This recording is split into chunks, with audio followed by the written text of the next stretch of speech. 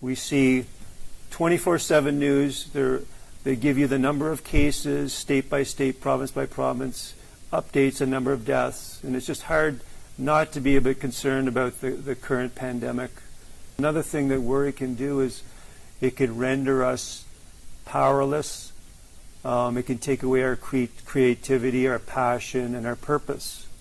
You know, all these things happen when we start to worry and take our eyes off God, keep our eyes on the situation, keep watching the news, the COVID cases or whatever it is, the unemployment numbers going up, the political volatility in the United States, whatever it is.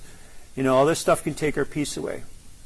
But when you have Christ in your life, the mind of the Spirit is life and peace, the Prince of Peace, you need to get the Prince of Peace in your life. And that's what the gospel is all about. And, you know, I'm into stats. The average person has 50,000 thoughts a day. That's about a thought every second.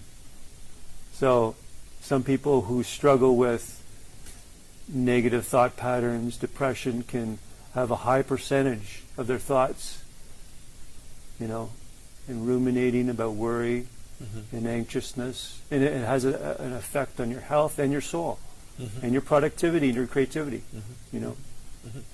Yeah, that's what the Bible tells you. Take every thought captive. Take every thought. 2 Corinthians chapter 10, verse 3 to 5.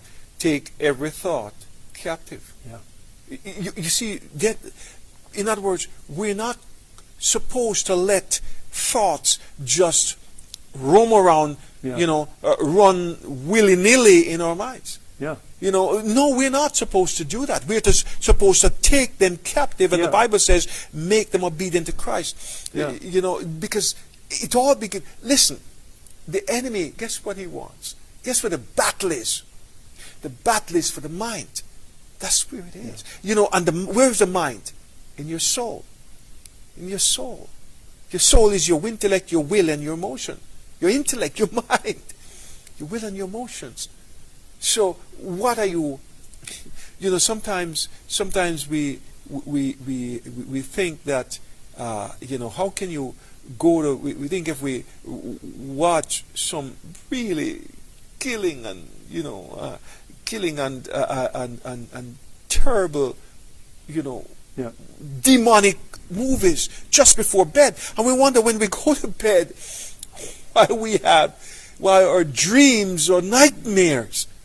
We wonder about that, or we wonder when we feed our minds on garbage, literally garbage, and then we wonder why it is that we have no peace. Why are we so worried all the time? But the Bible says, dear, what it says, whatever is true, whatever is lovely, whatever is good, if anything is excellent or praiseworthy, think on these things. That's how peace comes. Because remember, it begins in the mind first, from your thought life. From your thought lives. And remember, thought becomes words, and word becomes deeds, and deeds determine destiny. Well, when it's in your thought, you can stop it. You can turn your mind away from it, because sooner or later, it's going to upset you. Sooner or later, you want to tell somebody how upset you are, what's happening. And once become words, and words now, guess what? It's going to determine. Now, you're going to act it out. I'm saying that there's some things that, maybe you're worried today, and the first thing you do is to check your thought life. Your thought life. Take what it is you're allowing there.